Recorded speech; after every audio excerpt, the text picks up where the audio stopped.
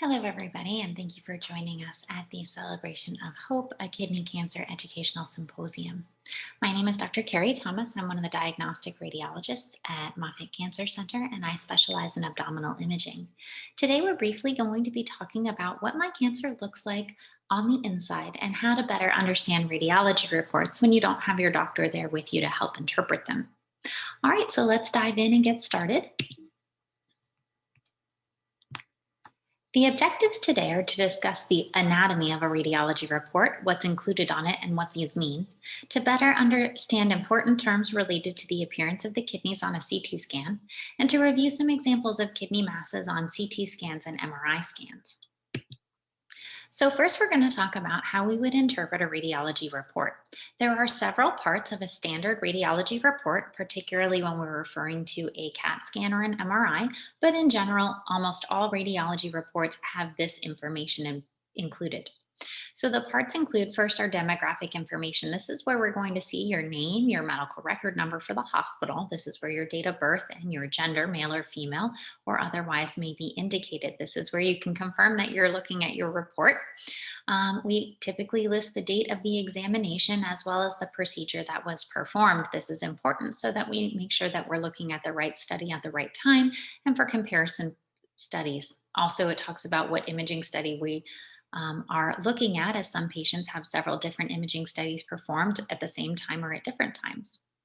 The next important part of the radiology report is the clinical indication. Then we talk about the technique, the comparison studies that we were using, as well as the findings. And this is what we also sometimes refer to as the body of the report and the impression. We're going to jump a little bit more into some of these on the next few slides.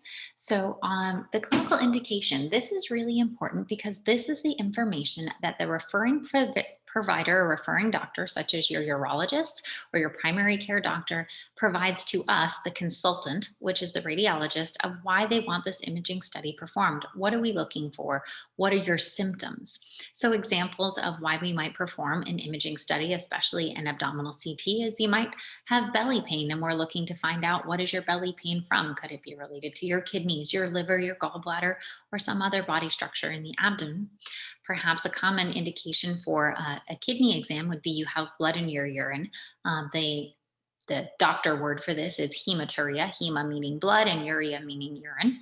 Or, for example, you have a known kidney cancer already, or you've previously had a kidney cancer, and we're looking for any signs of recurrence or tumor spread. So this is why we do the clinical indication. This is where your doctor tells us this is what we're looking for, or why. Why are we doing the study? The technique is really more for billing purposes. This tells us what imaging test was performed and how. This is mainly used by the radiologist and the billing people to know, okay, well, I looked at a CAT scan before that maybe didn't have contrast, and this one does. And this is also for billing purposes of insurance, so they know what procedure was actually performed. Different types of exams, whether this was a CAT scan, ultrasound, MRI, or we have other imaging studies such as a nuclear medicine scan or a PET scan, whether or not we gave contrast, and special reconstructions or imaging sequences that might have been performed in this particular study that might not have been performed in another one. We must have this in our reports, otherwise the insurance company cannot be billed for the imaging study.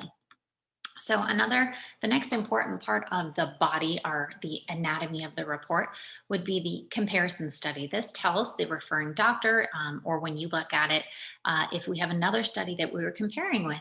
Sometimes this happens, like if you came to Moffitt and you had a CT scan, but perhaps you did have another scan somewhere else that we didn't have available in our imaging system to compare to. So that's really important, because sometimes I might have a study that was 2 years old, but you actually had a study performed in the interim. So that's important for us to know what we're comparing to. And then the real meat of the report. So the longest portion typically of a report is the findings section. This is sometimes also referred to the body. So the biggest part of the report.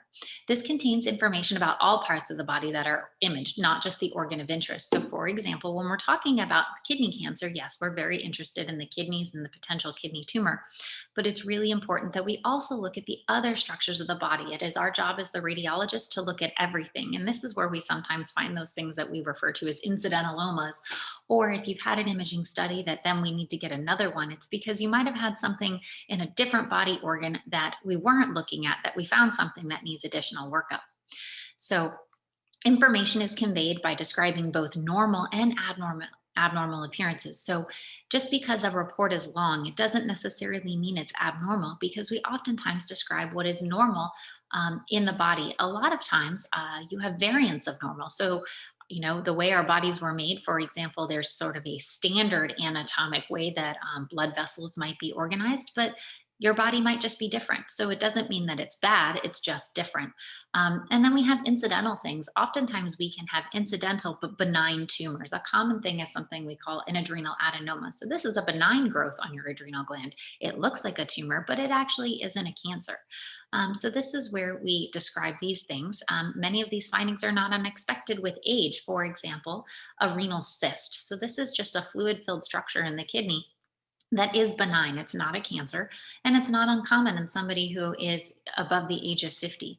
It's typically not seen in a kid, but it can also occur. So we describe these as being there, but they're not something that necessarily require follow-up or any intervention.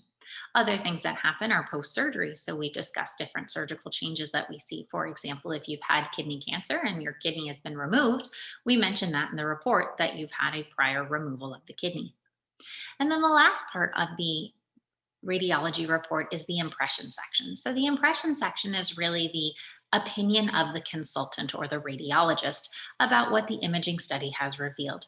So for example, if you're somebody who has had previous kidney cancer and you've had your kidney removed, and we do a CT scan and I don't see anything that looks like your kidney cancer has come back or that it is spread to another area of your abdomen, I would say prior removal of the kidney without recurrence or metastatic disease. So metastatic disease is the term that we typically use for tumor spread.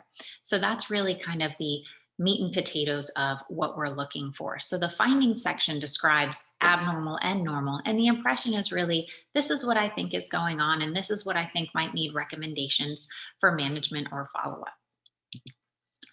So common words that you might find in your radiology report that can be a little confusing, that I specifically wanted to relate to the kidneys because we are in a kidney cancer symposium today.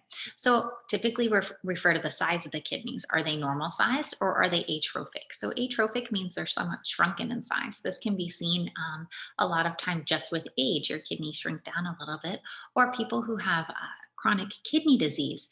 Oftentimes their kidney is smaller. Also, some people may have their entire kidney removed in the case of kidney cancer, but other people only have a partial kidney resection. So their kidney might be smaller because part of it has been cut out. So we talk about cortical thinning or scarring. So the kidney has a special shape. It kind of looks like a kidney bean. And normally there's an outside that's nice and thick. As people get older, or if they have kidney disease, it can be thinned. Scarring can also occur as the result of prior surgery or prior infection. Then we usually talk about enhancement. Enhancement is where we talked about the IV contrast in prior discussions. We want enhancement, so we give IV contrast into the veins, and it goes through the blood vessels. And the kidneys, because they have a lot of blood flow, they should enhance with contrast. And we want them to be equal on both sides, because that means they're getting equal blood flow. If they enhance differently, that is typically indicative of something that is pathologic. Sometimes this could be related to a cancer where they have increased enhancement, or if it's under enhancing, it could be because there's an obstruction of the kidney that they can't get contrast out, or an infection. Hydronephrosis is a fancy word for fluid on the kidney where the kidney is distended. That's typically related to something blocking the ureter, which is the tube that goes from the kidney to the bladder. And so there's too much fluid, and fluid can't get from the kidney to the bladder. And so that can cause impaired renal function. Cysts, as I mentioned in the last slide, so these are benign things that occur. Typically, as people get older, they have cysts on their kidneys. And we can describe them either just, some people just say cyst, some people might call it a simple cyst, but then you can also have cysts that have some blood or protein in them. Again, that's still benign. They've just had some protein or blood inside of them. And then sometimes we would describe where they're located, whether they're on the outside in the renal cortex, or if they're near the middle, where I talked about the renal pelvis and the ureter. And sometimes this can be a little bit more complex and have septations. The ones that get a little bit more complex tend to need closer follow-up to make sure that these aren't a kidney tumor. We also might refer to a renal mass, so solid. We might describe it as a solid enhancing mass. Some of the masses are cystic, like I mentioned before. So they started out like a cyst, but then they developed some solid component that enhances that is concerning for a tumor. And then we typically talk about the vessels on a radiology report of the kidneys. We want to make sure that there is normal blood flow to the kidneys related to both the artery, which brings blood to the kidney, and the vein, which brings blood away from the kidney.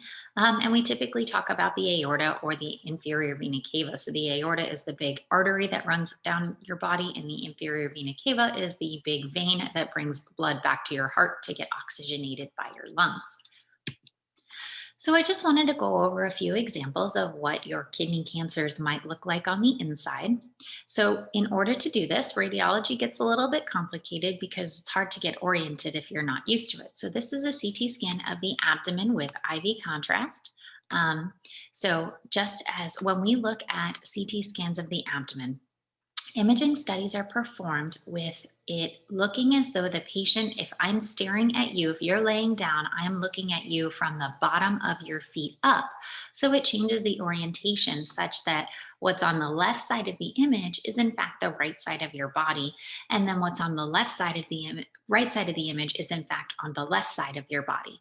So this is your right side. This little piece here, the structure here is actually the liver. So this is what we call an axial CT. So it is kind of like we take a slice of a loaf of bread. If your body's a loaf of bread and we slice it up and lay them flat, that's what we call axial. And this is what we call a coronal CT. So it's kind of if I sliced you in tiny little pieces from front to back. So on the right side of your body, here we have your liver. This is your spleen, and then we have two kidneys, one on each side. So this is the right kidney, and then this is the right kidney here, and this is the left kidney here. So you can see that this is what we talked about. So this is the normal kidney, and this kind of thick part is what we talk about the renal cortex. And then the middle part we call the renal medulla, and this is where hydronephrosis would occur. As you can see here, there's a growth off the right kidney, which is kind of it has different colors of gray. So it actually has some fluid in it, but then see how it's the same color of the cortex, it means it's enhancing. So this is a complex renal mass on the right side. So this is an example of a renal cell carcinoma on a CT scan. And then I'll show you, they don't all look the same. Tumors can look very different. For example, here's a much smaller one. Some of these are harder to see. So this is just a pure solid enhancing mass, and this is in the left kidney. So here's our orientation again. Here's our liver here on the right, and we're on the left side. This is part of the spleen.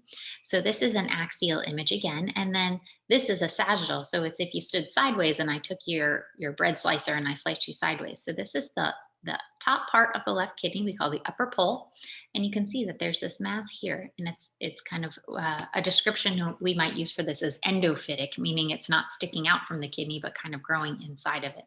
So this is a solid mass. This is also a renal cancer, but because this was small in its location, we were actually able to have it treated without surgery, but rather by our interventional radiologists, where they were able to do what we call an ablation, where they basically killed the tumor while you're still inside. So this is the example of, this is a CT scan with IV contrast after ablation. So there was renal ablation. So you can see here, that mass looks very different, and you can see this black part here. So this is the same color as the subcutaneous fat. So this is called fat necrosis, and it's completely an expected finding after an ablation. So this is when we talk about the body of the report, things that we expect to see after surgery. So this is that mass was ablated, and so the patient was able to have their kidney cancer treated without requiring surgery at all. And so this is a sagittal view that shows the same thing. And then I have one more picture that shows kind of the before and after of the surgery. Let me move this here. And so you can see here's the enhancing mass and the enhancing mass on the sagittal. And then after ablation, these are normal findings of what we call fat necrosis following the renal ablation. And just a few more examples of what renal masses might look like. So these are two separate patients, because as you can see, when we get back to our orientation, this is right and this is left. So this patient this is fluid density, but there's some, as we mentioned in the report, there's a septation here and the wall's a little bit thickened. So this was a complex cyst, which would need to be followed. Sometimes these things can be just complex, but they're benign. And then sometimes they do become renal cancers and they need to come out. And then here's one similar on the left side. So this is the right side, this is the left side. You can see the L here.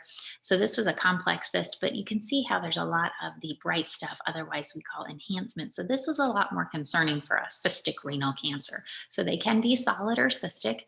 Renal cancers can look very different.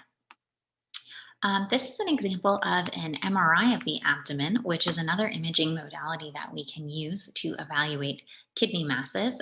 We talk about this a little bit more in another talk that I give during the symposium today.